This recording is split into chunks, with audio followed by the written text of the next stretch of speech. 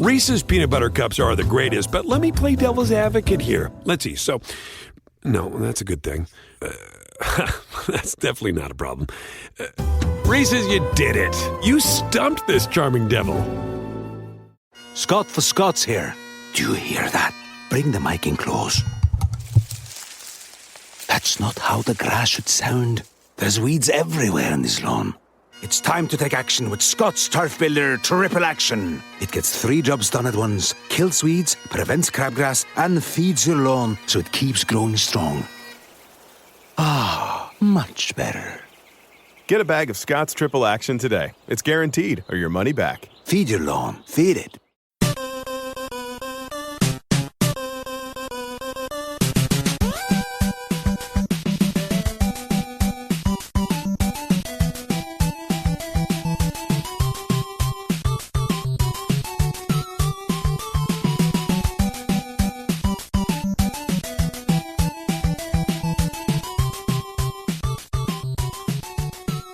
Welcome to the family here on Purple Mafia.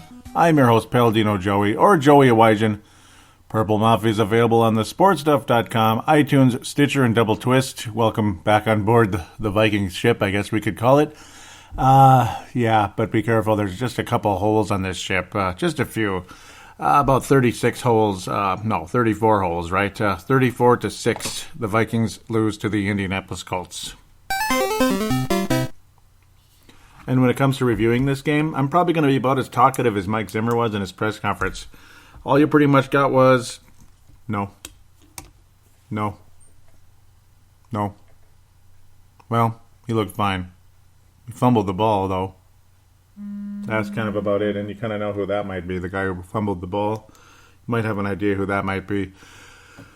Whatever. 34-6 at home to the Indianapolis Colts. Unreviewable game. No offense, no push whatsoever.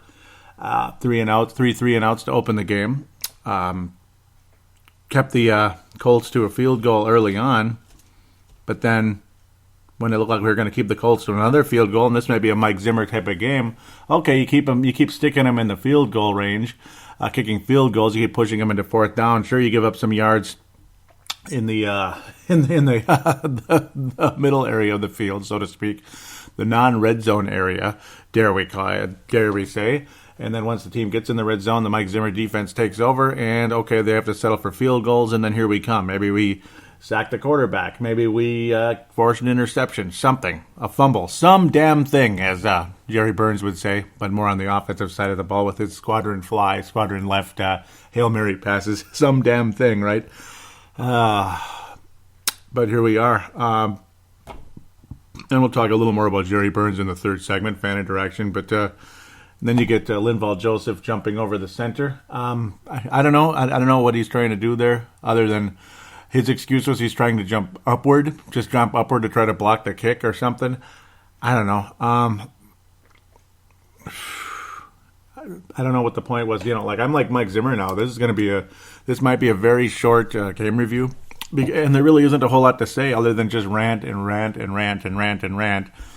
it's almost like, you want to pile on, and and it's very easy to pile on, but it's almost like, what good is it going to do anyway? I mean, it's just depressing. You're 7-7, a team against a team that's now also 7-7, but even they would be ahead of us. Luckily, they're on the other side, but not that matters. We're a hill of beans anymore. But no, Linval Joseph, it's just symbolic of the season right there. Multiple things here symbolic of this season, other than Kai Forbath making both of his field goals, which was not symbolic of the season considering you had Blair Walsh as your kicker for more than half of the year. When there's a problem and there is a competent kicker out there, because there always is a competent kicker out there. They're not as hard to find as people want you to believe. When your guy's missing extra points on a regular basis, he's missing everything in sight, and he has a miniature little hot streak, just, replace him. It's possible. I know you might not get somebody better, but Forbath has been consistent in his career. People are just worried that he didn't have a long leg, but, he made a 51-yarder today. So, Kai Forbath, there's your positive for the day, and that's all I'm going to say about that. But symbolic of the season, again, was Linval Joseph's jumping over the center on that field goal attempt. All of a sudden, it's automatic first down for the Indianapolis Colts, and they very quickly score a touchdown with Robert Turbin. Robert frickin' Turbin. I mean, I'm still wondering who the hell that is. I kind of know who it is. I know, but I mean, still. You really more think of Frank Gore, even though you think of Frank Gore as a 49er. But still, Frank Gore, right? He's the main running back of this team. But Robert Turbin made this defense look like horse crap today. We weren't stopping the run the entire game. Andrew Luck was sharp the whole day. But at the same time, some of those passes, sure, you're threading the needle and all that. But can't we deflect one of them? I mean, it's like not one pass was deflected the whole day today. The Colts had 0 turnovers. They had the ball about 700 minutes. The Vikings had it for like 5 seconds. Okay, it wasn't quite that bad, but it might as well have been. Luckily, the Vikings had the ball a lot more in the fourth quarter. Not that it mattered for a hill of beans, because it just didn't. The second half, the Vikings had the ball significantly more than the first. But again, when you're down 27-0, whatever. And when the Vikings had the ball, it didn't matter all that much. Sure, we got into the red zone and such at least once, and then you screw up. You get in the red zone twice, actually. You're able to get a field goal late in the third quarter when it was just about over. Still 27 to 3. Luckily, Indianapolis didn't score anymore at that point. But any single time you had some type of an opportunity in that first half to stay in the game, you just turn the ball right over again, or you make some type of dumb mistake. You get a huge penalty that makes you have to punt. You go backwards, stuff like that. Time of possession dominated 37-02 by Indianapolis. Vikings had 23 minutes, basically. It's just minus 2 seconds there. Sure, you got some first downs in the second half. The first half was just insane. The Vikings only had 2 first downs in the entire first half. Oh, my God. That's unbelievable. Third down efficiency, 3 of 9 for the Vikings, 7 of 13 for the Colts, and it might as well have been a lot more than that. Adrian Peterson, though, shall we mention it now? We might as well.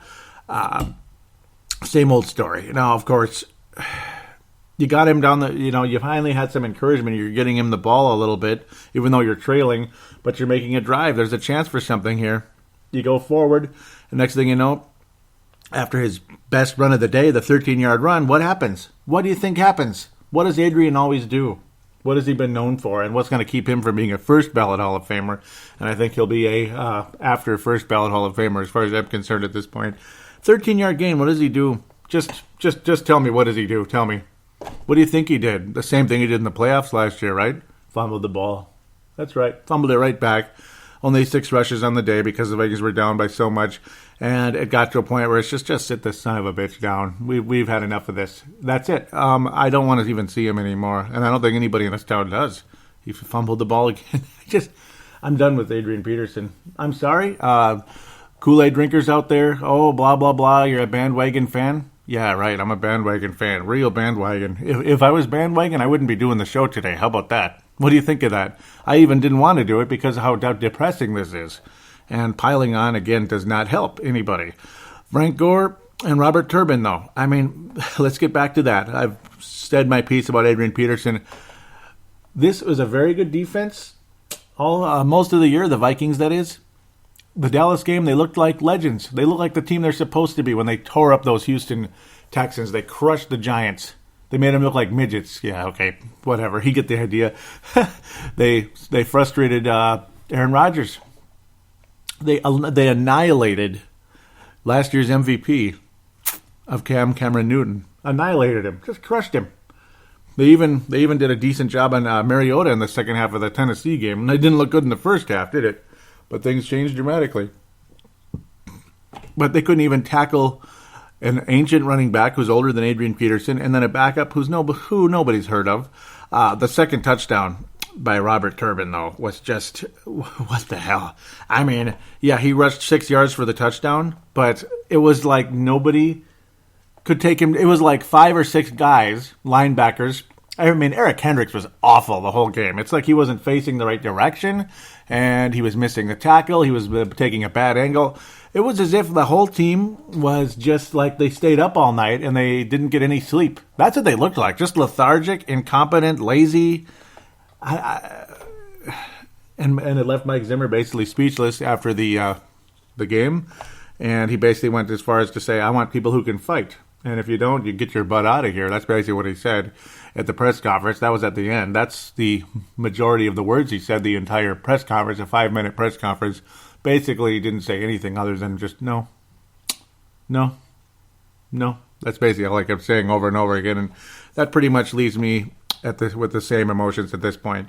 Couldn't even bring that Robert Turbin down. Like, what the hell? Like, it was literally like 5 or 6 missed tackles at the same time by the linebackers, defensive line, and any type of safety that maybe tried to make a last-second stop at the very like by a toenail at the goal line, something like that. But again, it's all for naught. Congratulations! The Raiders clinched a playoff berth, so they're in the playoffs for the first time in a long time.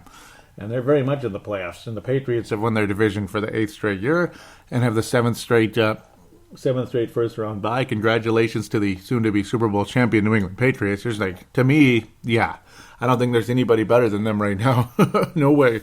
Until the Giants maybe have something to say about that with another one of their home run miracle runs. But yeah, sorry, that was just flashing on the screen. I had to mention that. I figured, but it's a little more interesting than reviewing this game. I mean, I don't even want to talk about it anymore. I mean, and Andrew Luck, okay, we know he's a good quarterback, and he was accurate as all hell. He literally 75%, 250 yards, 2 touchdowns in the game. One to a guy, I mean, it was basically 2 Colts I never even heard of hardly. I mean, Robert Turbin again, it's like, okay, I know I get frustrated. I might annoy people saying that. Okay, Philip Dorsett was the other one. That was just an embarrassing play at the beginning of the 4th quarter, right after the Vikings scored, finally. With hopefully they were hoping for some kind of miracle like Buffalo Bills type comeback at that point, but it wasn't meant to be. Actually, the Vikings made a great comeback, didn't they? Back in the yeah, they did way back in the day. They're down by 24, I believe, in the 4th quarter. But oh well, old news now, right? It's only 30 years ago. That's all. Back in the mid 80s. But no, the Philip Dorsett play, 50 yards, just made us look like idiots. Bad angles, and of course, again the. Eric Swoop. I mean, Eric Swoop is a college basketball player who turned into a tight end, a big muscular tight end, 27-yard touchdown in that play. It was a good play. Give him credit, but still, you want to believe our defense could do something. Andrew Luck makes a lot of mistakes. He's not as good as Peyton Manning was for the Colts when Manning was there. He's not at that level. He's not. Yeah, another blue chip number 1 overall pick going to the Colts. And good for them and everything, and Luck goes good with the horseshoe. That sounds cool. It looks cool, but this was obviously the Andrew Luck that they were looking for at the get-go, and of course the guy that helped them have a great season a couple of years ago. That only ended with them getting crushed by the Patriots. And yeah, people want to make their little excuses there, but I think the Patriots would have won that game anyway. just maybe, right? But no, Andrew Luck is a guy who's prone to make mistakes, especially when getting, pass rushed, getting the crap beat out of him, kind of like what this defense did earlier in the season, and they didn't even show up to play at all today. Just lethargic, again, like they didn't even wake up, and that's the impression I get for this game. I don't really want to say much else. I really don't. Maybe we'll go over a couple of numbers just for the hell of it. Yep, Kyle Rudolph, the old nookie blankie for Sam Bradford, 97 yards, 10 targets, caught 8 passes. That's very good. Jerick McKinnon showing his value, being that 3rd down running back, and that's what he is in this league. I'd rather have Jerick McKinnon at this point than Adrian Peterson, not because Jerick McKinnon is so good, but because Adrian Peterson is just whatever, I mean, whatever. We've paid him how much money the last 3 years, and how many games has he played? I mean, yeah, last year he finally stayed healthy and off the suspension list. Even though I do think the suspension for 2014 was a little bit on the harsh side. I think it's a little bit long, but that's just me. But still, regardless, think of how many games this man has missed and how much he's gotten paid the last 3 years. I'm saying bye-bye, buddy, especially with the Lakeith fumbles in important moments. The Vikings had a chance to get back in this game, and the asshole fumbled again. I mean, I have had enough of it. Enough. That's what he did to us in 2009. We realized what he was going to be during that season. We saw early indicators of it in 2007 and 2008 when he fumbled the ball fairly frequently. But then 2009, late in that season against the Chicago Bears, you had that huge fumble, and it was a big thing, and it cost us home field advantage in the playoffs. So we had to go to New Orleans, and he fumbled the ball away like it was a banana peel. I mean, it was the most ridiculous thing you ever saw. You'd think it was a rabid, greasy pig. You'd think that's what the ball was, just kicking him and running away from him. But no, it was just a dead pigskin. That's all it is. Forgive the Forgive the terminology, but it is what it is. That's what they call it, a pigskin. Too much. Too many turnovers for this guy for what he's supposed to be. Absolutely no pass blocking whatsoever. Unreliable in pass receiving as a running back. And then you see Jerick McKinnon with 9 catches, 9 targets, 59 yards. That's the classic third down back that can keep the chains moving. Isn't that the object of the game? It might not have to be a spectacular play every time. Just move the damn chains. That's the object of the game of football, is to go forward, and get past the chains. And Jerick McKinnon at least did that more today, more than he did earlier in the season. But they weren't really using him that way as much. In fact, the passes were downright, but they were just too damn short. That was one of the problems. At least in this game, you were able to move the ball slightly forward, but I'm sure the Colts were playing a little bit more back than other teams would because they were ahead by quite a bit. So they weren't all that worried. And the Vikings made idiot mistakes at the end of the day. Stephon Diggs, teams have definitely focused on him. And, it's just unfortunate. He would have had a much bigger game today, but Sam Bradford was basically on his back when he was about to be on his back when he was throwing the ball, so that didn't help either. Jarius Wright finally saw some action. He got a 2-yard reception in the game, another super short play. Adam Thielen, we thought he caught the ball, but apparently he didn't, and he was hit in the shoulder area. It looked like he was a blow to the head, but they called it a unsportsmanlike conduct, and that helped the Vikings move forward for a little while there. Gave us a little hope, even though it was already at a point when the Vikings were down by a lot. So, I don't know.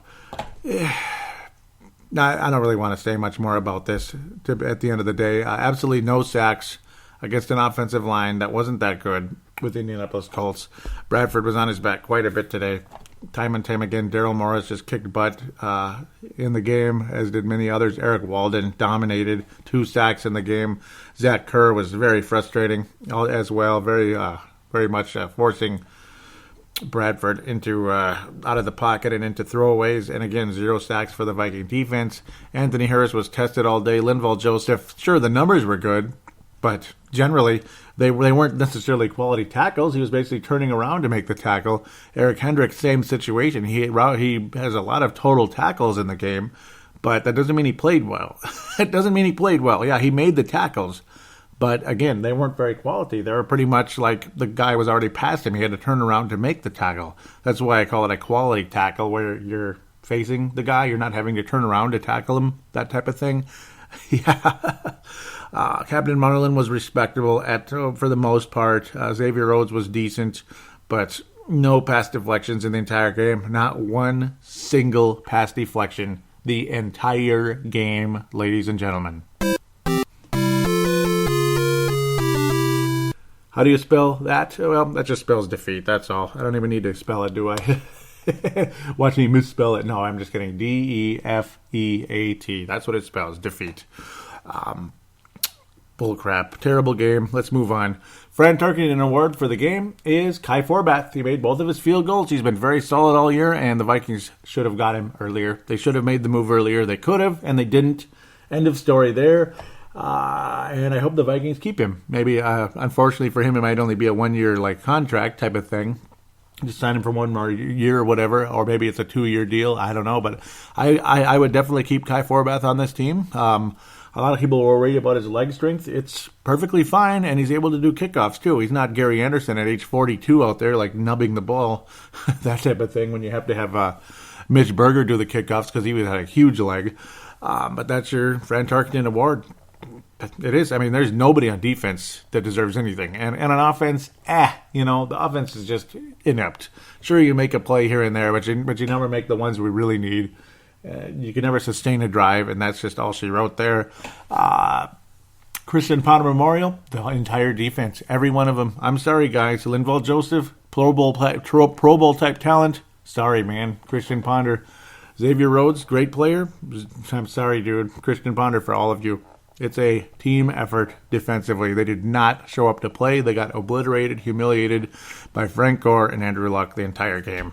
And it was downright sickening. T.Y. Hilton didn't even have a big game. I mean, you figure you keep T.Y. Hilton to only 3 catches after 7 targets, only 32 yards total, and did not get in the end zone, and you still get obliterated.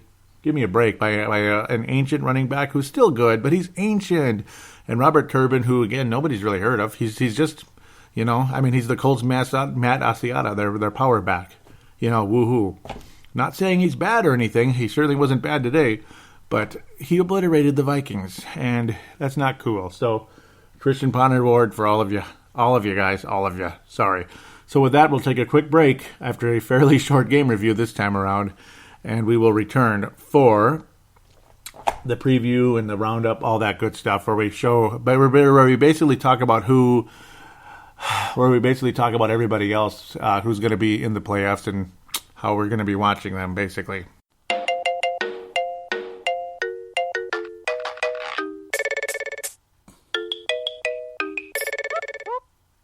And now, another installment of George Stories.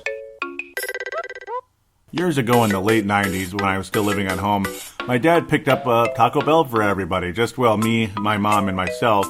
We had this cute little TV on the table. So they start to kind of get the food out, start to eat, and my dad starts to take a bite into a bean burrito, and my mom says, "That's mine." And my dad said, "It's mine." And then she goes, "It's mine.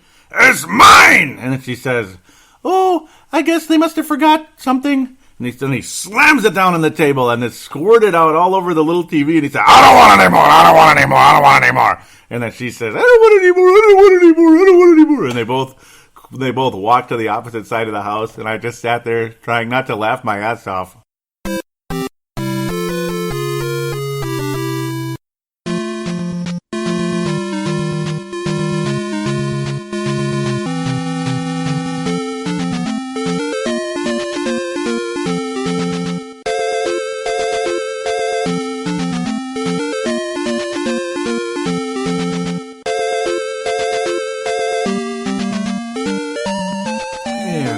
Back here on Purple Mafia. Segment number 2, it is the old roundup segment. This is my favorite segment every week, unless, of course, the Vikings win. Then it's a little more fun to do segment number 1. But segment number 1, the last several weeks, other than the Jacksonville game, woohoo, has been pretty depressing. And it's like, go figure, you barely beat Jacksonville. Sure, it was on the road, and it was a beautiful-looking September, like Minnesota September day down there. That's what it looked like, September in Minnesota type of day. Just gorgeous down there, at least from our vantage point.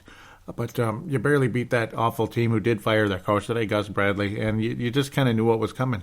They fired Gus Bradley today. Unfortunately for him, very rough record over the course of 4 years, 18-48 for Gus Bradley, who is definitely connected to Minnesota in his past. So here we are. Let's bounce around a little bit.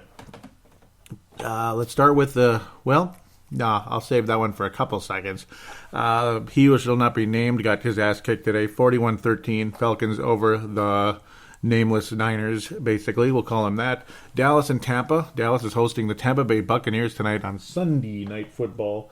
But unfortunately, that game has not completed yet. In fact, it's barely even starting. So just want to keep moving here. I apologize for that. Playoff implications of that one. Well, Dallas is just about wrapped up home field advantage throughout the playoffs. So it's kind of like, And Tampa is, there's definitely playoff implications for the old Bucs, like it or not.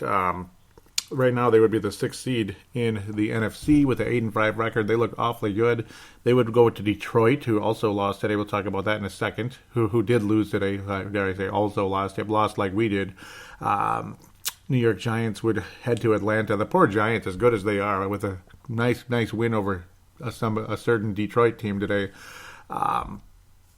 would have to go to Atlanta because, guess who's in their division? Dallas. It does have playoff implications tonight because if Tampa does beat Dallas, the Giants are within one game. So there's a chance. And I don't know, the Giants have played well against them for quite a while now. Emmitt Smith and Aikman are long gone. That was back when the Giants used to get beat by Dallas on a regular basis. Not anymore. I think the Giants' chances of getting to the Super Bowl this year are very high. And you know how I keep talking about that because Eli Manning is like he's like a modern-day Joe Montana in a way. Didn't put up the sexy numbers like Tom Brady might, but he'd win. He would win. That type of thing. Montana was efficient, all that, but when the playoffs came, he was more than efficient. He was as great as it ever got. Just unbelievable quarterback. Montana was a better regular season quarterback than Eli Manning, but it's just Manning because of that becomes that Montana-like playoff performer. Other than that strange season when they lost right away in the first round. That was weird when they were 13-3 after the end 2008. That was quite weird, but that was because the Arizona Cardinals were a team of destiny that year. Or was it actually Philadelphia beat them, and then Philadelphia beat the Giants, I do believe, and then Arizona beat Philadelphia because they had home field advantage because they lucked out and were in a lousy division. So they had home field advantage. You had the 5th and 6th seeds basically in the or was it fourth seed hosting the, because it was the weakest division champion hosting the 6th seed, as good as Philly was. But again, they were stuck with New York as the division champion. So similar situation there. I'm going crazy, but I love January because playoff football is as good as it gets. I absolutely adore playoff football. As frustrated as I get with things, as much as I love hockey and basketball so much, but playoff football is the best playoffs. The best playoffs there are, because it's 125% effort, at least for the most part, unless a certain team like the Vikings in 2000 just kind of lays an egg and quits right after the first 2 kickoffs. But that's, I'm kind of in a snarky mood for some reason, and I apologize, but can you blame me? Atlanta over San Francisco, woohoo. New Orleans over Arizona, another woohoo. The Cardinals, another team that's been through hell, just like the Vikings. They have been through absolute hell, and I feel bad for them. I really do. I like the Cardinals. They've been through a lot. I wanted them to win that 2008 Super Bowl, but of course, different coach, different quarterback, different everything, other tthan Larry Fitzgerald, who's now the old man. He was the young man on that club. 48-41 defeat at the hands of the New Orleans Hornets. No, I'm kidding. Yeah, what am I talking about? I'm just messing around. New Orleans Saints hate their guts, but they have obviously a great quarterback, first ballot Hall of Fame quarterback. Yeah, even though I hate him because of all the crap that happened 7 whole years ago. I'm going to continue to say Adrian Peterson is not a first ballot Hall of Famer because he's one-dimensional. All he does is run. That's it. He doesn't pass receive, doesn't pass catch, whatever. You can't count on him on third down, and he doesn't pass block. So how is he a first ballot Hall of Famer? So put that in your pipe and smoke it to some of you grape and lemon Kool-Aid drinkers, if you know what I mean, purple and gold. Whatever, man. He's not a first ballot Hall of Famer. He is not. I don't care. And you know what? You know what might happen to Adrian? I might be crazy, but this just maybe might be his last year in the league because maybe teams will shy away from him. The Vikings will not re-sign Adrian Peterson. This is it. The Vikings will not re-sign Adrian Peterson unless he literally comes back for literally pennies on the dollar. They will not re-sign Adrian Peterson. They will not. He will not come back. Judging from his attitude and his me first attitude that's been on display the past couple of years, and the amount of money he's made, blah blah blah. Despite the fact he was underpaid his first couple of years in the league, because that's when the rookie salary, rookie contract, rookie salary thing kicked in. Regardless, it ain't going to matter. I mean, he's not going to... No. He's not, he has not earned his money at all since that huge contract was signed. Not even close. Sorry to say. So, Oakland Raiders over the San Diego Chargers in San Diego. A lot of people thought one of these two might go to Los Angeles.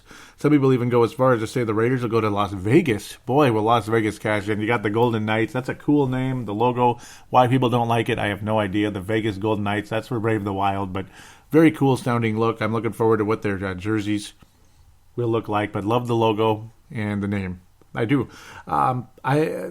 As well as Oakland's playing, they better stay there. They're getting that old Oakland vibe again that they haven't had in eons. Yes, they went back to the Super Bowl for the first time in forever, but they got obliterated by Tampa. But now there they are. I don't think they're going to end up having the home field advantage in the AFC, but a first-round bye, extremely likely, with an 11-3 record, 11-3 victory. I'm going to slide over to Kansas City first before I go anywhere else. And where the hell did it go? It's like that game vanished off the face of the earth. That's kind of weird. Come on now. The Chiefs, though, today, they did not have a good one. Where the hell is it? Yeah, there it is. Oh, they just couldn't get the job done against Tennessee, and it figures that Ryan Suckup, the former kicker who was there for quite a while, ended up icing the game in Kansas City, of all places. And the Tennessee Titans beat the Chiefs 19-17. That's the Chiefs for you. They get these gaudy records, and they get ahead and all that, but then all of a sudden, something like this happens, and down they go. Down, down, down. Just because the Chiefs beat them last Thursday, not this recent one. That was Seattle over the Rams. That was unwatchable. But the Raiders right back where they belong, number 2 seed and first round bye in the AFC, and the Chiefs back where they belong, fifth overall and on the road. Absolutely, the Chiefs are not the best team in that division. The Raiders are. It's just, of course, it's a division thing, and on the road games in the division are almost impossible to win.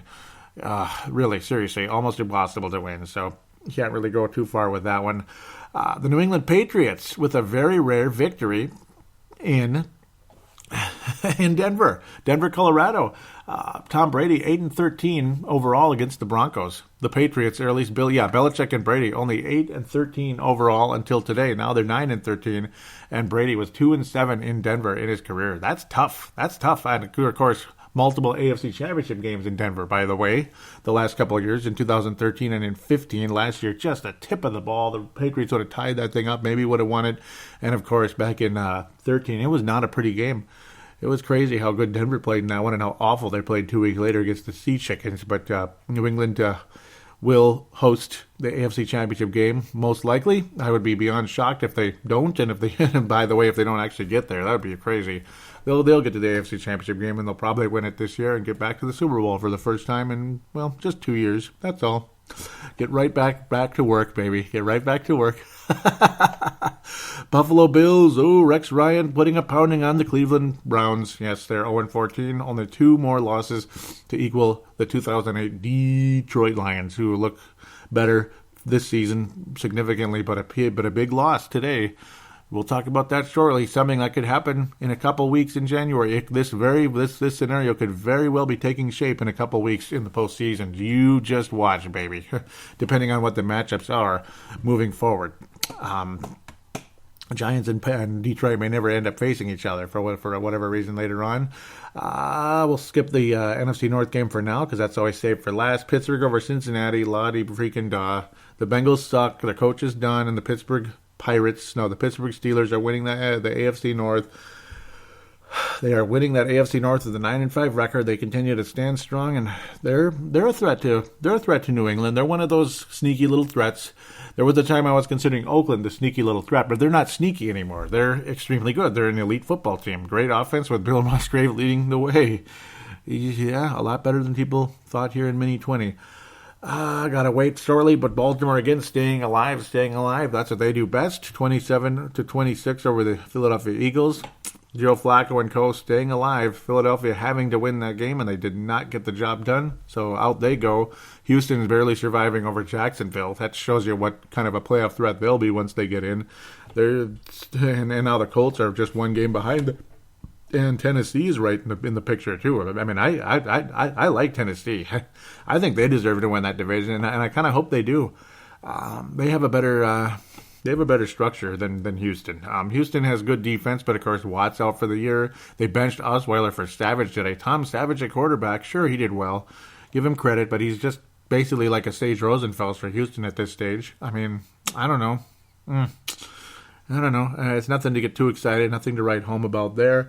So that's it. That's it for the non-NFC North teams. NFC North. So let's get to the NFC North. Giants put a pretty good whooping on the Detroit Lions today, 17-6. That Giants defense is starting to really become what they can be, particularly in January football. And then you have old clutch Eli, who absolutely is leading his team into the playoffs with their 10th victory today. Sucks if they'd only be the 5th seed, but it is what it is. Detroit Lions would be the number 3 seed still, even with that 17-6 loss. All because of Dallas, man. It's all because of Dallas. It won't matter. Even if the Giants have a better record than Detroit, it won't matter because they do have a better record at 10-4. The Giants, I think, are the better team, and they would beat Detroit in a playoff game, even in Ford Field, in my humble opinion. Before we get into the preview, because we'll talk about the Chicago game in Soldier Field, which ended up being a lot closer than the Packers would have liked, but damn it, unfortunately the result was not what the Vikings would have liked. Just in general, even if the Vikings are are not going to make the playoffs there's just no way they're going to make it now.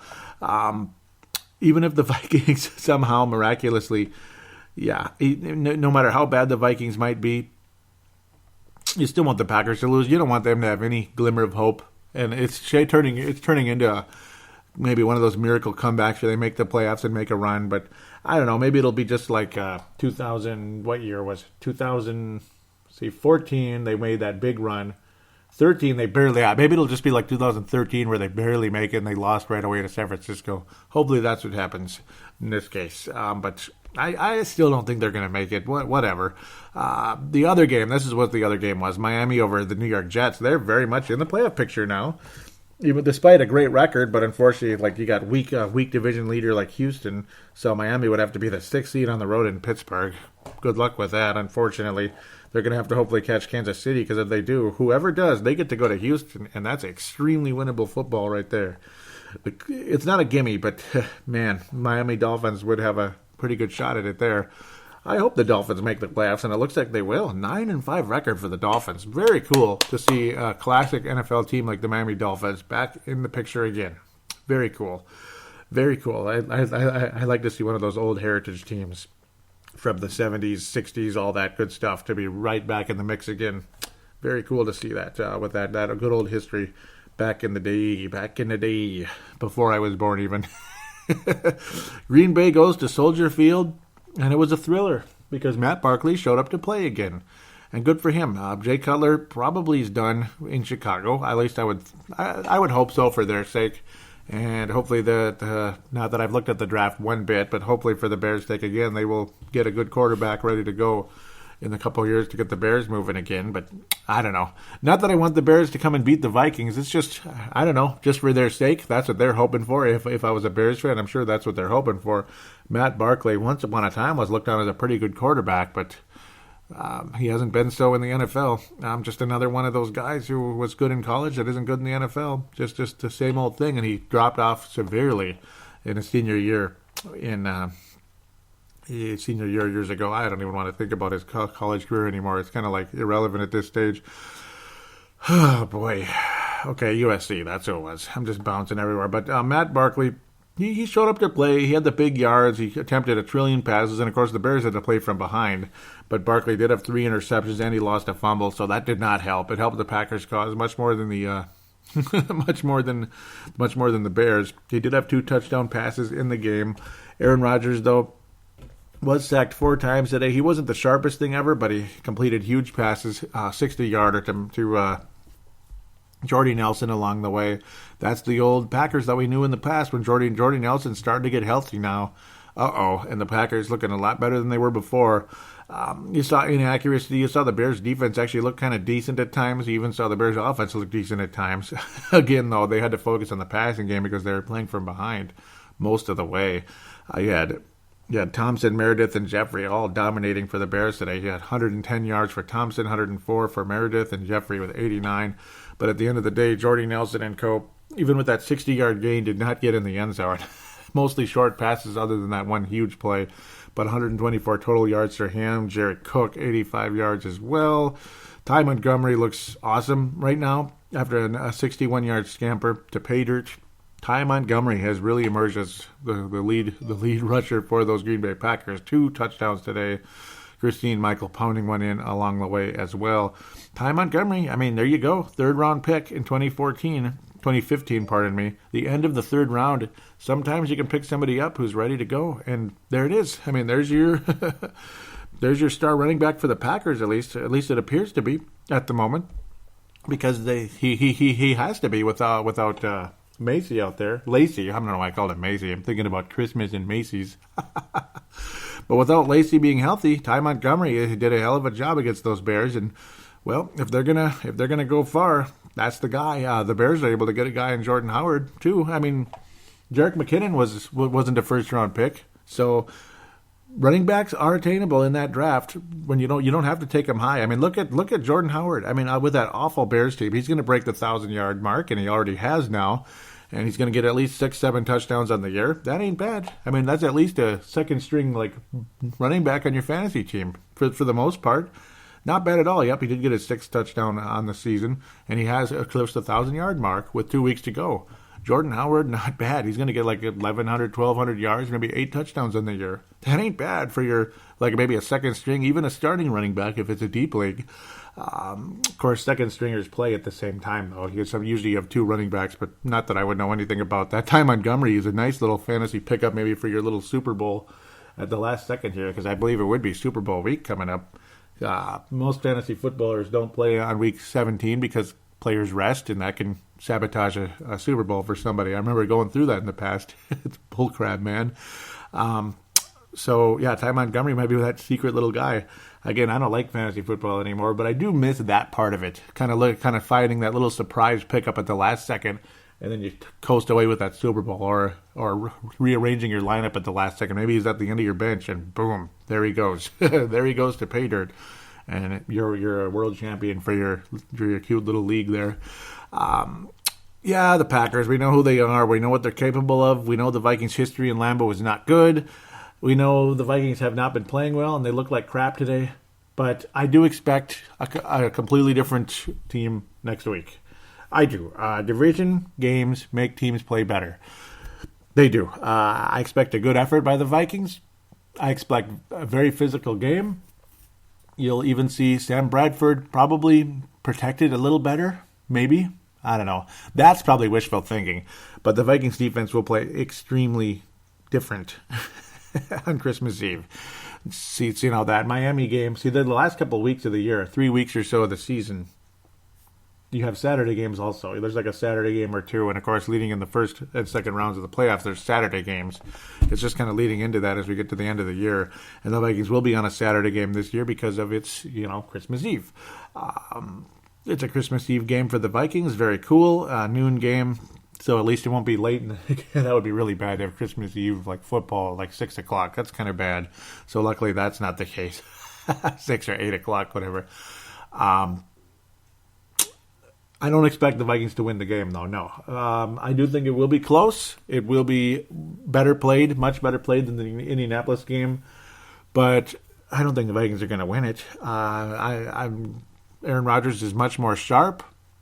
Jordy Nelson is much more healthy. Ty Montgomery is emerging at the right time to maybe help this team, and maybe they'll sneak into the playoffs. Maybe they'll upset the Detroit Lions in the first round. Who knows? Get to the second round and then get obliterated by Seattle, or maybe they won't get beat by Seattle. If that's what they're hoping for, but they've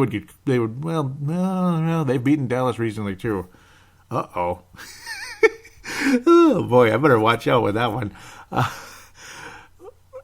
The way I see it, if the Packers make the playoffs, they could be a sneaky pick to get to the conference game, but they will lose that game, though. They won't pull off back-to-back huge upsets. I would be beyond shocked. They might be a sneaky playoff team, though, and I'm not saying that because I want them to. I'm just saying it because I'm knowledgeable about this sport, but if they run into the New York Giants, adios amigo. There's no way the Giants will beat the Packers for sure, because the Giants always beat the Packers in the playoffs. Regardless what the situation is, the Giants will beat the Green Bay Packers in the playoffs. End of story. They can, they know what they can do with themselves when they play with the Giants. They're going to get their butts kicked.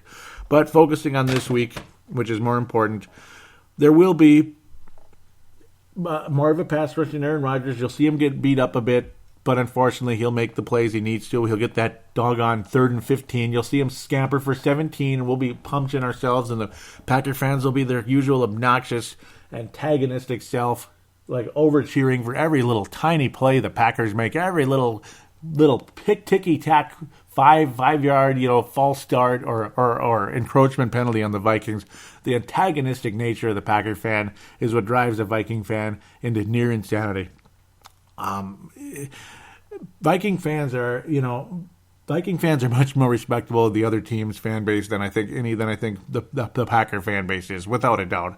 I feel that way about the Bears too. I think they're much more respectful than the Packer fans or even Detroit fans. I think Detroit fans are antagonistic as well. That's why I've kind of latched on to Minnesota, Chicago, so to speak. I like these two teams more than Green Bay, Detroit any day. Like if I had to pick one team I like more than Green Bay, Detroit, Chicago, it's Chicago. Out of the other, like if I wanted to cheer for the NFC North in the playoffs, I'd be cheering for Chicago, but unfortunately, they're nowhere near that. So, I don't know. Just be ready for that. Obviously, nothing new there. It's annoying as hell, but it is what it is.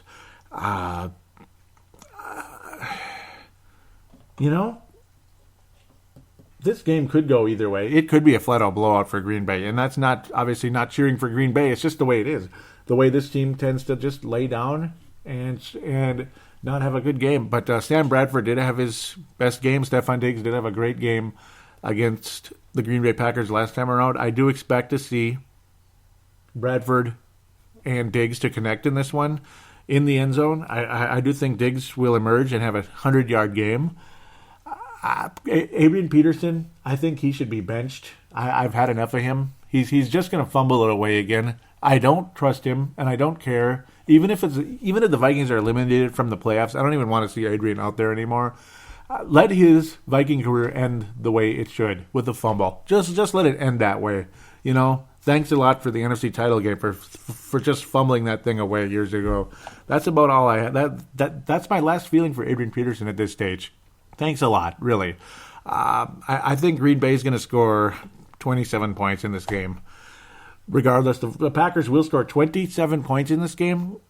The question is, do the Vikings score 24, or is it going to be more like 10? It all depends on, can the Vikings force a turnover? Will there be a pass rush?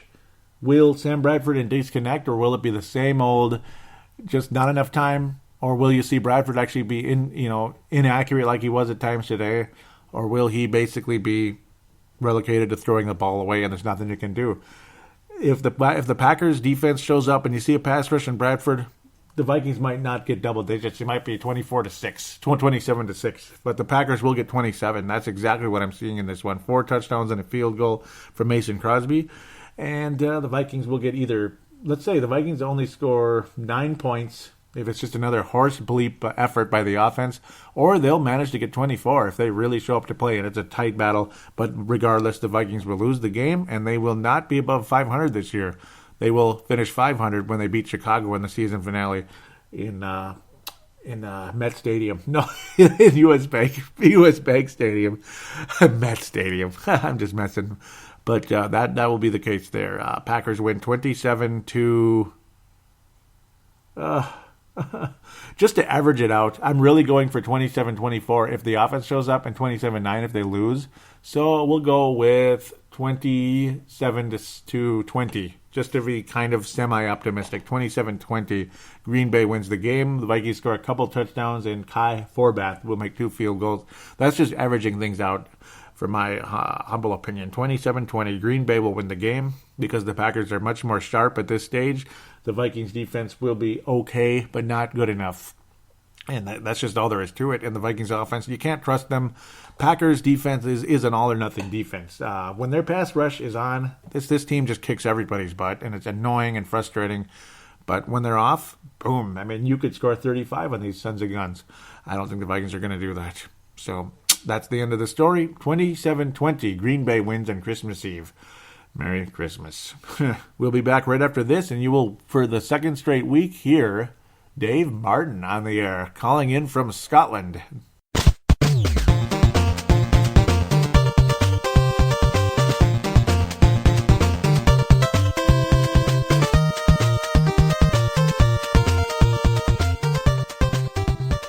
Good evening, Joey, from the eastern side of the pond. I guess it's just late morning where you are. Just a few minutes from kickoff of the Colts game. Hopefully we manage to procure a win today. I'm intrigued to see what AP can do behind this putrid O-line today, but it's going to be interesting. I'm fairly optimistic that we win, which means we go to Lambeau next week desperately needing a win, and it is potentially the biggest game of the season. Both teams with a lot to play for. Obviously with Stafford with that injury to his finger, I can see the Lions losing out. But in saying that, if the Packers were to lose next week, they've got nothing to play for in week 17. So heck, we are really in a kind of precarious position. We're just reliant on the likes of Tampa Bay basically losing. So it's one of those roller coaster knuckle rides we're going to have to put up with. Oh, and I see we have 4 NFL games in London next year. Well, I don't know how to say it, but boy, can the NFL ship some shit to us. Admittedly, I'm quite excited about the purple coming over. I haven't been able to get over to Minneapolis this year, which has been quite disappointing. I was hoping to make it for the playoffs, but we shall have to see if we can achieve that goal. I've got to say, though, I think the game in London will probably be more like a home game, because sure as hell there cannot be that many British Brown fans. I guess there might be a few Cleveland expats over here, but it's certainly have a Vikings-centric feel to it. What I'm interested in, Joey, is your opinion on Tony Sperano as our offensive line coach. You know, if you look, how can you put this? If another 10% of effort had been made by this O-line, we would probably be on at least 10 wins. Now the question is the O-line that bad, or is the coach not that good? I mean, surely he's getting paid good money. He should be getting more out of these guys. And the other thing, I guess, that's bugging me is Treadwell. Rick Spielman. Can he not evaluate wide receivers? Is this the question? Yeah, I know he found Diggs. Is that more my luck than anything else? We got Phelan. Great player. But you got Treadwell. You got Patterson. You look at Patterson, had a pretty good first year as a kick returner. And I know he scored 4 TDs. But years 2 and 3, absolutely non-existent as a wide receiver, and that was what he was picked for. So you add Treadwell to that mix. It certainly appears to me that Spielman cannot evaluate wide receivers. He clearly likes big physical players that can get up and get the ball. But football IQ-wise, they need a sat-nav to run a route, and I just don't see that as being acceptable. And you cannot win championships when you haven't got the players that you're picking in rounds 1 that are in essence just sitting on the bench. Treadwell has been a disaster this year. Anyway, I've said enough. I'm going to sit down, suffer for 3 hours, scold people, let's win, and have a great week. And again, Joey, I look forward to the podcast and your views. Cheers, my friend. Enjoy the weekend, and we're into the festive season. Merry Christmas! Hey, awesome, man. Thank you very much. Merry Christmas to you, too, Dave. Really, really appreciate that. Dave Martin, star candidate again, buddy. Awesome points. Very cool. So we start with the London games, shall we? Yes. I already said shall we twice. Now I said it 3 times. So you got Baltimore Ravens at Jaguars. Yep, I can see what you're saying. The frustration of lousy teams. New Orleans, Miami. It's okay. It's okay. Yeah, Arizona and the Rams. Arizona and the Rams. It's like the St. Louis Bowl, eh? That's what you could call it, the 2 teams that left St. Louis. Isn't that sad? And then Minnesota versus the Browns. And I think the last time the Browns played the Vikings, it was in the Metrodome, and the Browns beat the Vikings. Yeah, that was pretty disgraceful, eh? That was the triple fake, too, like the fake punt and fake this and fake that.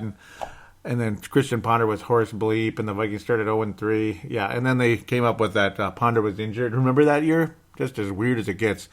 Rick Spielman, let's jump right into that. Or actually, no, he's third. I'm going crazy. Sperano. O-line with Sperano. I don't know. It's kind of like pick your poison, I guess, in a way, when you lose so many players. And, we can kind of merge this together when you think about it. The whole Spielman situation with... See, this is what could drive you absolutely insane. And you'll see comments, related comments to Gerald, from Gerald String later on in the Facebook page. We're going to start with Twitter. That's Dave Martin's home there, right? and others out there as well. Going to give a shout out to D-Fry as we play the Bears pretty soon. And, of course, Antonio Fett, missed you guys. And Malcolm McSween over there on Twitter. Malcolm usually shows up on Twitter more than Facebook nowadays. He started out on Facebook, but big statement there at the end by Mad Martin. That's going to give him a pretty good star here, looks like, at the end of Twitter. But no, very, very interesting thoughts about the whole situation with the O-line. But you can combine that with the wide receiver situation with Spielman. The whole hit and miss thing. And the real valuable point to tap into is early in the draft. Very early in the draft. See, he hit pay dirt with Harrison Smith, trading up for him. He hit pay dirt with Xavier Rhodes, drafting him fairly early, nice and early in the first round. He hit pay dirt with those guys. Sharif Floyd, nope, not so much. Matt Khalil, 4th overall pick, actually 3rd overall pick. And, yeah... Well, 4th overall because the Vikings traded down with the Cleveland Browns. Oh, that was funny. And that helped us get Harrison Smith later. So that was good. He made up for it by helping us get Harrison Smith. He ended up being much more impactful than the guy who would have been, woulda, coulda, should have been taken third overall, and Matt Khalil. You draft him that high, and he busts, and he's just mediocre at best. Still a valuable guy, but again, mediocre at best. It's sad, though. We're so desperate. Now, you combine that with the O-line. You hit a couple guys with, the Vikings history, they've hit a couple guys late in the draft, but that's luck. Obviously, like John Sullivan, Berger was a later one. Well, it's like most of his later picks actually are wide receivers. See, there you go. The offensive line, ultimately, the Vikings have failed miserably in that category. I don't know. See, the thing is, we don't have the players to really see how good for us, to see how good or bad Sperano is. You would think he could get more out of them, but maybe they really are this bad. I don't know, but maybe Sperano won't be around next year. Zimmer, there's a look in that man's face right now, whereas he is just like, he has this look like, I want to fire everybody, I want to cut just about everybody. He has this look on his face right now, the past 2 or 3 weeks.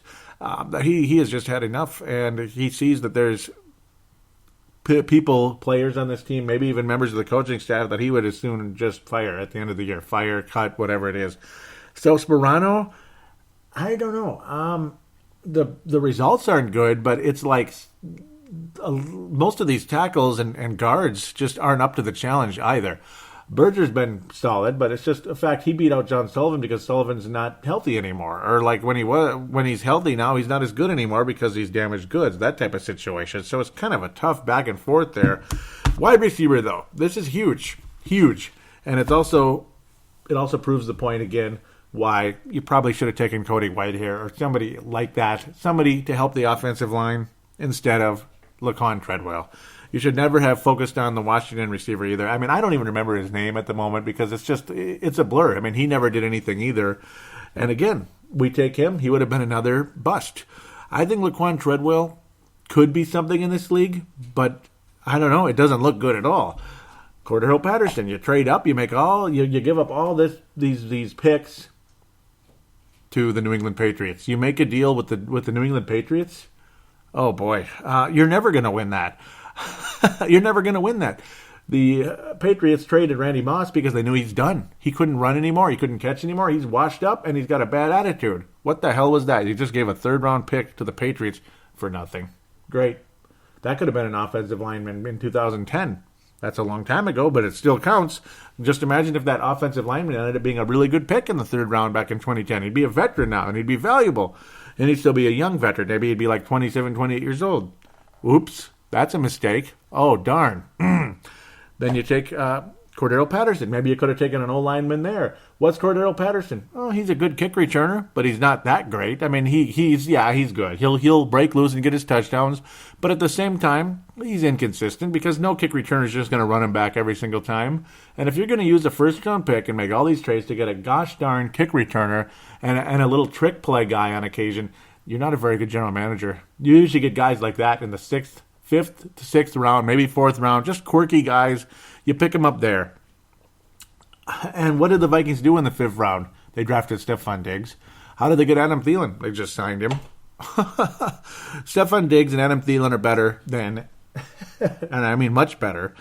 And even Jarius Wright, fourth round pick. I think he's better than, he's not better than Cordero at this point. I mean, Cordero has some value, but Treadwell, he's done more than Treadwell. And, Wright, really, ultimately, I think probably is a more reliable receiver than Cordero Patterson.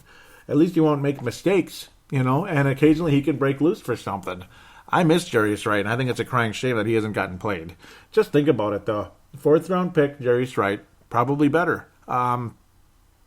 Cordero, it took him like 3-4 years to be at least to get the ball thrown his direction again, rather than you're only a kick returner in the hell with you and with anything else, because they flat out didn't trust him. Treadwell, they didn't trust the whole freaking year. The whole year. Unbelievable. That's how bad it is with Treadwell. Why didn't we take any type of offensive lineman in these multiple positions here?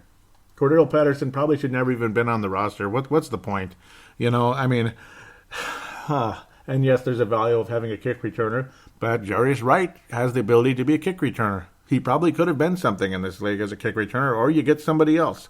One of the other wide receivers maybe that you cut earlier that had some speed, showed some promise. Marcus Sherrills was not the kind of guy that you have out there starting playing mini minutes. And boy, I'm dragging this a little too long now.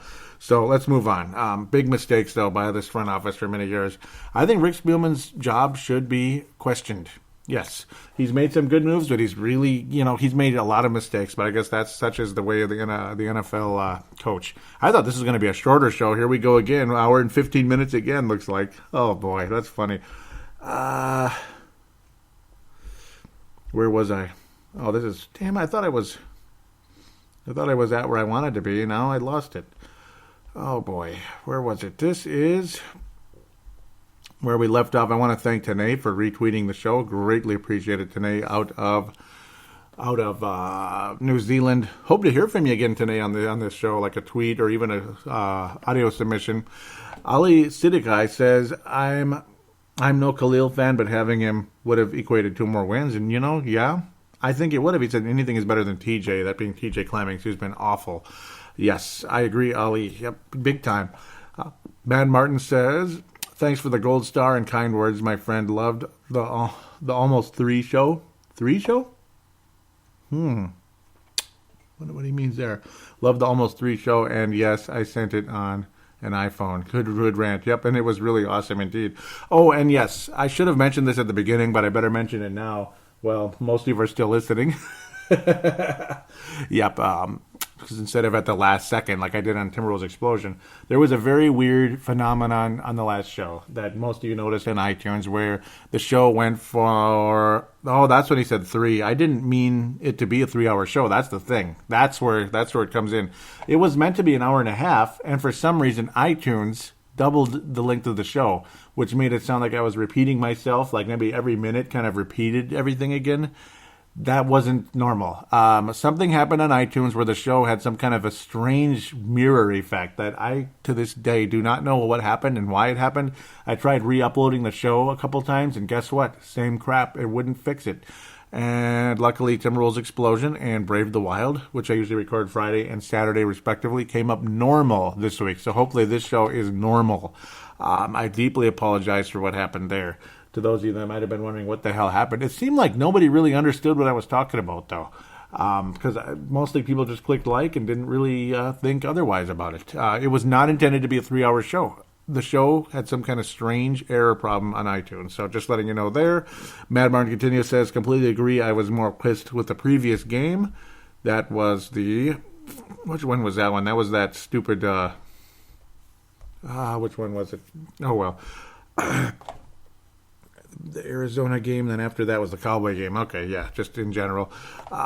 He says, we'll do another one, but 2 minutes is not enough time to cross all things I wanted to say, like Rick's drafting wide receivers, and you got to it now, 3-minute call.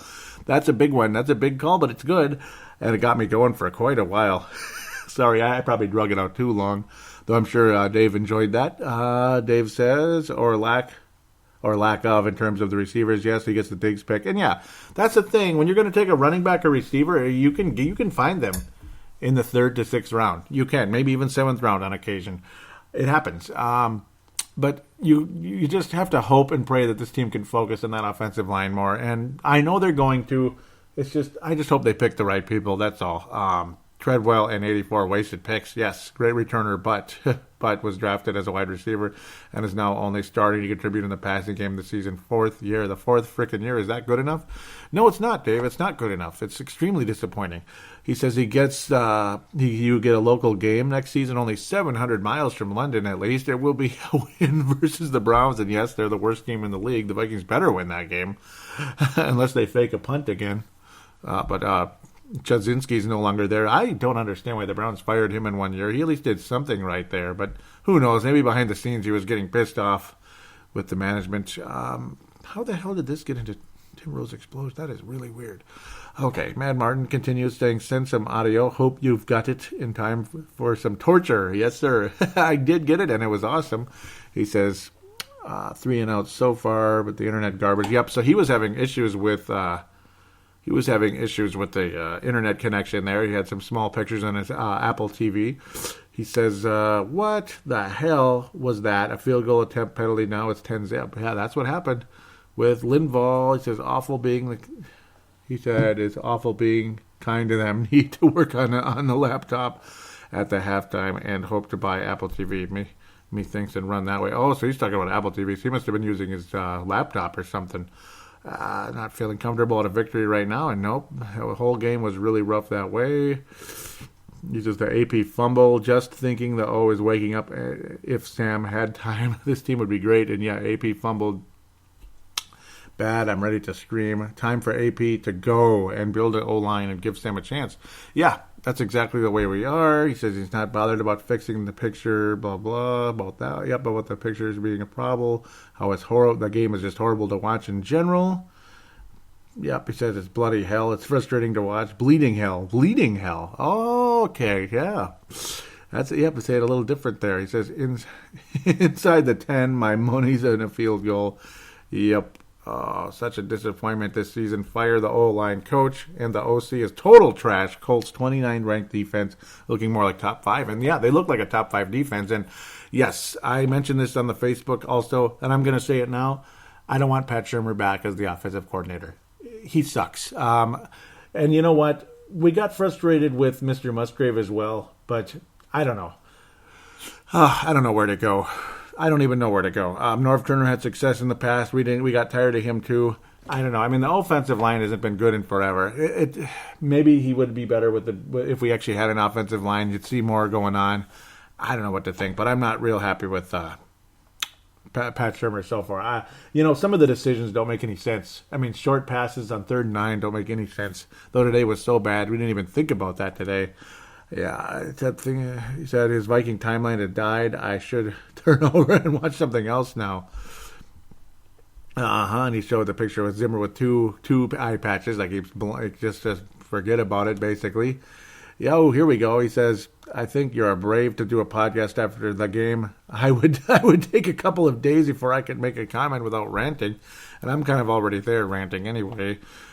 He thinks Norv's a genius for walking away. And from 5-0 and then 2-7, I guess Norv wanted no part of the offense. We need a new offensive coordinator and offensive line coach for next season. Not sure about the GM.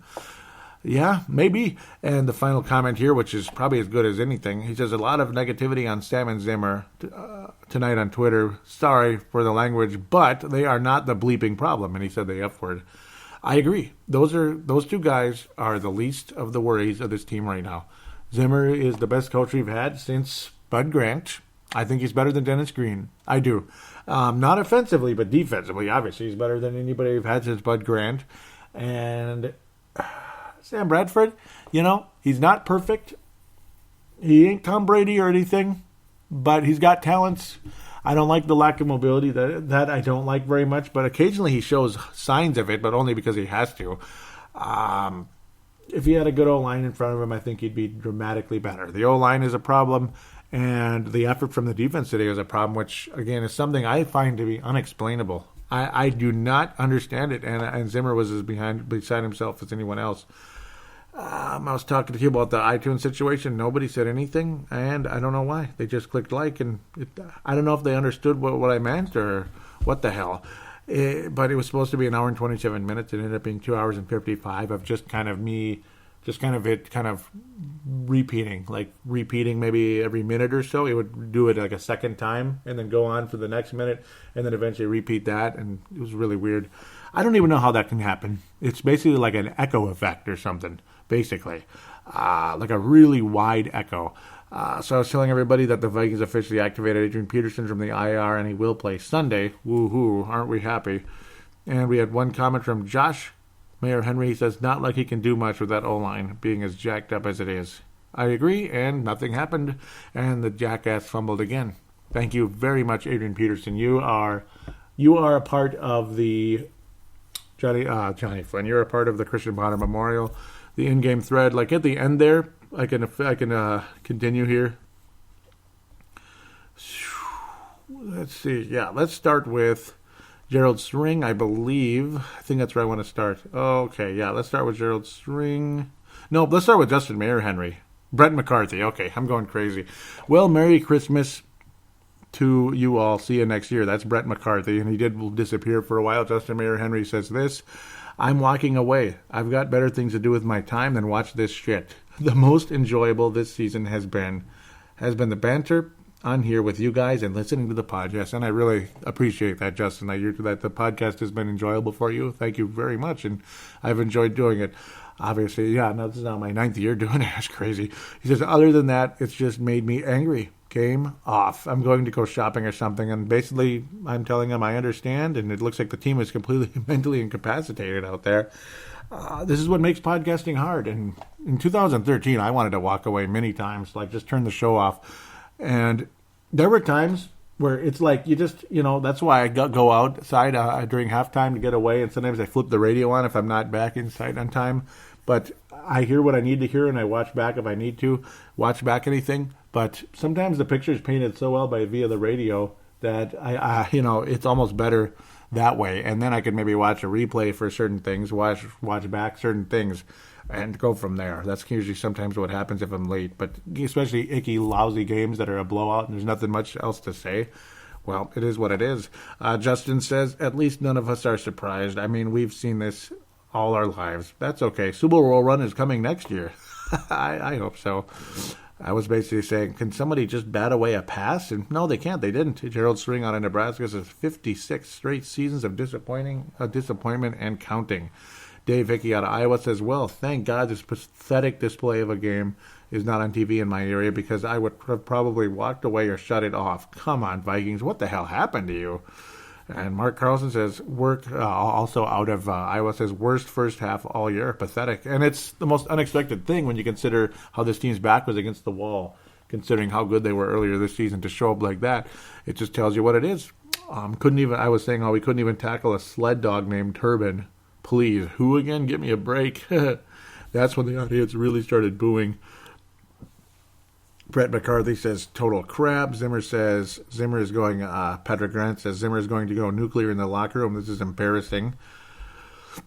Tony Coleman put up, I don't normally drink beer this early in the day, but this team is driving me to do it. I might switch to whiskey if things don't improve. And then he did later on. Justin Mayer Henry said, I need some heavy dope. Wow. And he is in Denver, or he's in the Colorado area. Yankee out of St. Paul says, bring on the whiskey. Bradford just gave up another turnover. Yep. And that's pretty much what Tony Coleman out of South Dakota did after that. Yeah, that's pretty much what it was. Man alive. Frustrating, huh? Well, I wanted to see something, and now it all just blew up in my face. That's disappointing. Let's get back for where I needed to be. Oh, I hate that. Okay, James back. Here we go. He says, I picked a great time to start following this sport. And Gerald String was saying, I've been putting up with it for 45 years. James saying, I've had similar experience with my local proper footy team. I can empathize. I think James Beck might be from Australia. So welcome aboard. He says, Tony says, hang in there, brother. It'll get better. They'll get it done one day. I have no doubt. I hope they do. I really do. I wish they would show. What the hell? This thing is weird. Because I'm curious where James Beck is from. I want to check real quick. I don't think it says, though. Which is that's frustrating. It doesn't say. Oh, well. I'm going crazy. I got to cut this out, man. So let's get back to where we needed to be here. That would be smart. Oh, I hate this thing. So, back to Gerald. He says, Vikings in the giving spirit today puts a little tear in my eye when I think about the generosity. Tony loved that. Gerald, I was saying, I'm not saying this is for Zimmer, but this is the type of game where the coach usually gets fired afterwards. It was that kind of game. This team completely quit from the beginning. Gerald says, very frustrating. Will we ever win a championship? Will we ever have a championship caliber team in my lifetime? Not holding my breath. Brett McCarthy says, we don't deserve to get in the playoffs with this performance. Slid off the season. Fixes coming up. Justin says, I went to the American Furniture Warehouse and looked at a new bedroom set. Much better than watching the Vikings. Woo! Yep, and I was talking about Shermer. Basically, I don't want him back. And Gerald says, why did those dumbasses hand it off to AP right off the bat? Way to put all that pressure on someone that hasn't taken a snap since September. What happened to the defense anyhow? Wow, the Colts look like 3-time world champs, and yes, they do. Yep. And Brett McCarthy says Shermer needs to go. So let's get to the. This looks pretty busy too, but not long comments. Pretty basic because people don't have a whole lot to say. They're just frustrated. This is the obviously the Justin Mayer Henry says hopeless in Minneapolis. That's a possible title for the show right there. He says they acted like they weren't ready to play. Worst game I have ever seen besides the Les Steckler years. Woo, yeah, that's going back a long time. Our offensive line is the worst I've ever seen. Can't run block, can't pass block. Tony says I'm too disappointed to make an insightful comment. Gerald says it's the most wonderful time. It's the most wonderful time of the year. The Vikings are blowing and great teams are glowing, but college draft hoping is near. Yes, it's the most wonderful time of the year. And James Black says Otto Gold Star. So that's a James back. Yep. So he must be a listener. Yep. Well, I'm sure he is. And thank you very much. That was very cool by Gerald String. Yeah, aren't you glad I was able to sing that out too? Did that help? Did that make it sound better, or did it make it sound worse? I don't know. It's just a fact, isn't it? Oh boy, Todd Vandermeer out of Indiana says, with play like that, Zimmer might as well put himself on the coaching hot seat. Somehow he's lost his team. Don't expect the remaining games to look much different. No, I don't think the Vikings will beat the Packers, but I do think they should beat the Bears because the Bears have their fishing rods ready. You know. Mark Carlson out of Iowa says, unexplainable. Yep, unexplainable. That's probably the title of the show. Playing the worst team in years. Why so many penalties and dumb ones? This team is not disciplined, not playing as a team, and is going nowhere like it is. Nowhere. Jerry Hicks out of St. Louis says, brutal, that is all. Gerald says, at what point do we start to hold Spielman accountable? Khalil, only notable O-line, too many misses in high picks. Yep, here we go. Ponder, Chris Cook too. See, that's the other thing. Chris Cook too. It's like you had to go really high to get cornerbacks, but not, see, Trey Waynes, maybe it'll be okay, but 11th overall pick, I don't know. Xavier Rhodes was later in the draft than him in the first round, and he looks like a legitimate, super good cornerback. Second round, we have not done well. I like Mackenzie Alexander, and I believe there's still a chance, but it's not after a good start. But Chris Cook, man, second-round pick, a very, very high second-round pick. We traded for this guy, and he stunk so bad. He was never good. Treadwell hasn't done anything yet. Toby freaking Gerhardt in the second round. Didn't do jack. Ballard, yuck, terrible. Alexander, let's slow down with Alexander yet, but he has not been good. No, he has not been good so far, but hopefully next year he'll be better. And Willie Beavers is a complete nobody, zero. Jason McCarthy says too many inconsistencies all year, too many injuries, and just plain disruptions to the team. I think we all know the long list. Kelly Dalton Garza has an angry face, and he says, have to support my team, but glad the season is about over next year. Tony Coleman says, Vikings gonna Vike. I don't know this guy, but I feel his pain, and that was a video there. Gerald laughing at that one. Kimberly Possible says, you're so fun to pick on. So yeah, did your team even play today? Kind of reminded me of last year. Oh, wait, maybe that was the year before. Oh, heck, they're all the same. Next year will be better. Mm-hmm. Tony says, hey, we're Viking fans. There's always next year. Wow, this is busy, but people have a lot to say, so it is what it is. Maybe there'll be a lot of listeners this week. There's so much.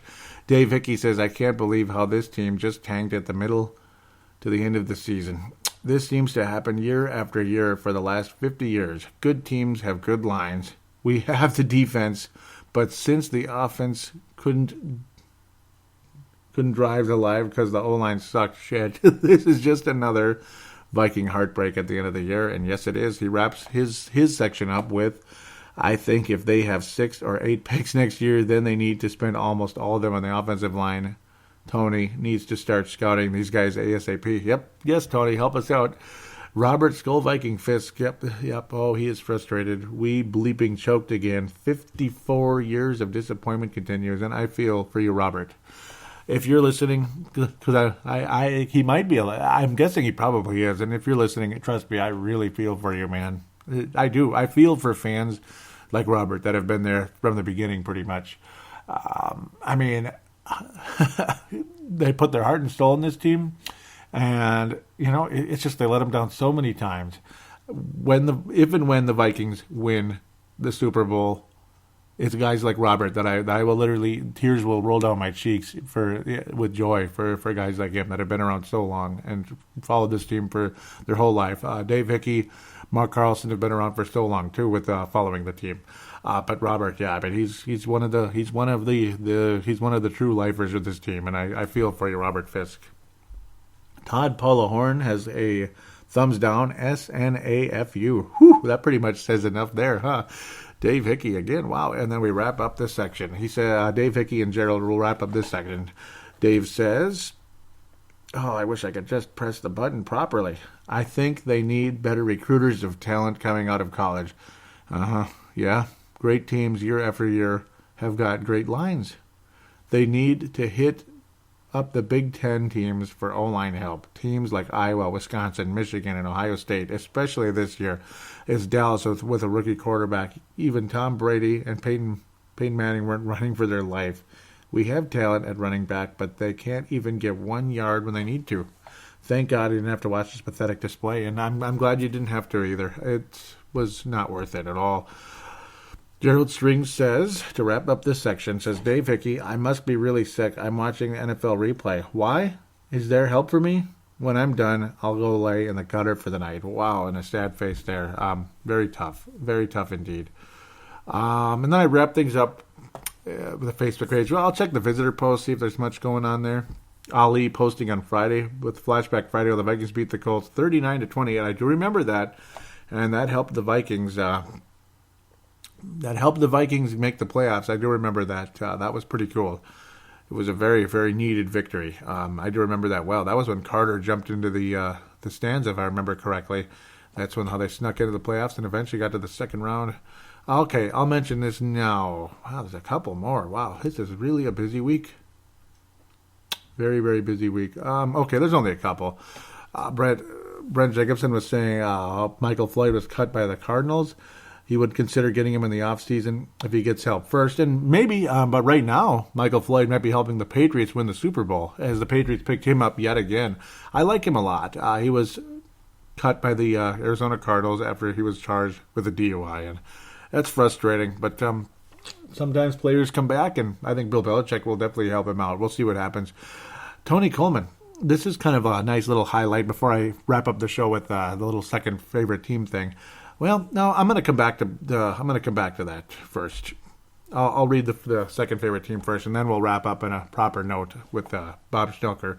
I was saying, fun question for everyone. Who is your second favorite team? When things get sour, who do you cheer for? The Vikings are not in the playoffs. See, because it's fun to have a rooting interest in the playoffs. I'm not saying, I have 2 or 3 teams. I'm a football fan whore. No, it's when your team is out. It's fun to have at least a rooting interest going into the playoffs, isn't it? Isn't it fun once in a while? And if nobody you like is there, then so be it. Like some years it is like that, but lately there's been a team to back every year for me, because my second favorite team is the Patriots. I was saying everyone knows my answer is the Patriots. How about you? This, of course, is not a bandwagon fan. It's just having a second favorite team. We all do. I just admit it openly. Now, not everybody does, but most of us do. I know Gerald likes the Donkeys, as he calls them, the Denver Broncos. Jerry Hicks says, I have a top 3 that are all full of disappointment. The Vikings born in Minneapolis, lifelong diehard fan, and the disappointment never ends. 2 Cardinals lived in Phoenix for 25 years and had season tickets. They were super cheap in the late 90s. 3 Chiefs. Now I live in Missouri for the past 15, so I'm pulling for the Chiefs. Tony Coleman says, the Broncos are my AFC team. My brother-in-law, who is a Vikings fan, first moved to Denver a number of years ago. He started following the Broncos as a second team, and we did too at first, so we could keep up with the conversation. But now, because we actually kind of like them, it's fun to watch a team that wins sometimes. And yes, that's why I'm into the Patriots, and he's laughing there. Felix DePill out of Germany says, the only NFL game I ever watched live was in Oakland, so they will always have a special place in my heart. They got boat race by the Texans, 14-35, I believe. But you saw special skills with Carr and Mack. So that was just last year, Felix, out of Germany. Cool. Jeff Froylan out of Iowa says, just the Vikes. No other favorites. Just cheer for anyone playing against the greenback. Yeah, the shitheads in green. I'm not even going to type their name. Justin Mayer Henry wraps this section up with, oh no, there's a couple more. But they're very short. Justin Mayer Henry says, do not have a second favorite team. I don't believe in that. Vikings only. I've rooted for the Broncos on occasion when I go to a game in Denver, but that's about it. Gerald wraps it up saying, Orange Crush, Denver Broncos. Okay, Joey knows that. Let's go. Number 3, Kansas City Chiefs, who also blew it today. Any team playing the Cowboys or Packers. Yep, and I don't like the Cowboys or the Packers, but the Seahawks I hate even more than the Cowboys now, which is pretty crazy. Yeah, my third favorite team would be either the Dolphins or 49ers, I'd have to say. I mean, I like to see the Dolphins succeed. I mean, we never play them anyway, so, and it's very rare. So, that type of thing. All right, I like the Dolphins. I just kind of always like the Miami teams, I guess. But yeah, Patriots, and I would like and I like the 49ers. Like to see them succeed on occasion, but they won't for a long time.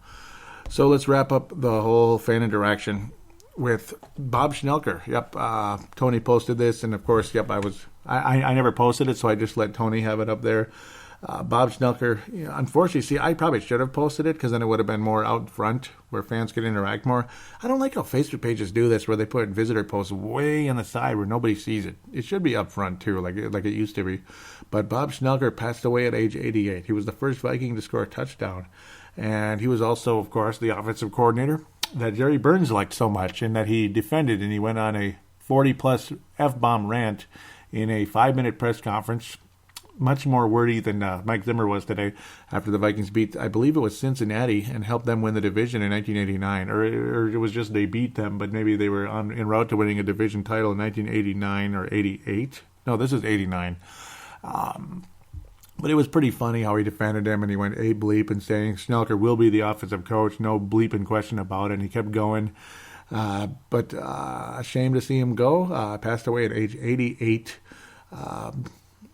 Jerry Burns, pretty tearful on the air with Dan Barrero, stuff like that. They're both in their late 80s, so a quick moment of silence for Bob Schnelker. Thank you again, Bob, and God bless you. Hope to see you again in a better place one day, and I will see you again in a better place one day. I don't even know why I say it that way. My bad. We'll see him again in a better place one day. Thank you again, all of you, for your loyalty to this show. So let's wrap up with the star section here. Gold star, well, I guess back-to-back for Dave Martin. I usually don't do back-to-backs, so I like to kind of spread the wealth around, but Dave Martin will get the back-to-back gold stars. He's chasing that year gold star again, isn't he? Justin Mayer Henry, though, with a gold-plated silver star today. Just awesome. Really, really amazing comments along the way. Bronze star. So many. It's tough to pick people. Bronze star. Tony Coleman today. Very cool, very active, and he's not afraid to post pictures of the beer and the whiskey at times with the frustration of the game. So Tony Coleman, bronze star today. Gerald Spring will share that too with that funny little song he drew up. And man, Dave Hickey deserves one too. 3 bronze stars today. Very crazy. Dave Hickey, lots of heartfelt comments on there as well.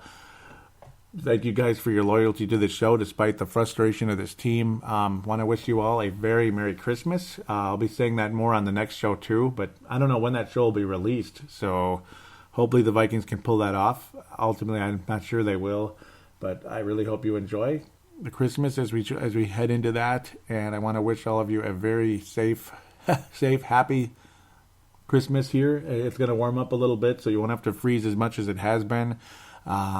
May get a little snow on Wednesday, at least here in the Twin Cities. Not sure if it's going to get worse over there in Iowa or what the weather's like in Germany or Scotland right now. For those of you who are, Australia is getting warm now. It's summertime there. It's like June there, basically. It's the anti-weather, basically, or it's the opposite hemisphere. So it's basically what June is here over there now. So hope you guys are having a nice, happy Christmas season. Happy holidays to the rest of you that don't celebrate Christmas. Want to wish all of you a great and happy Hanukkah and Kwanzaa and such. Wish all of you a safe time, and thank you again. Do take care. We'll be back again next week.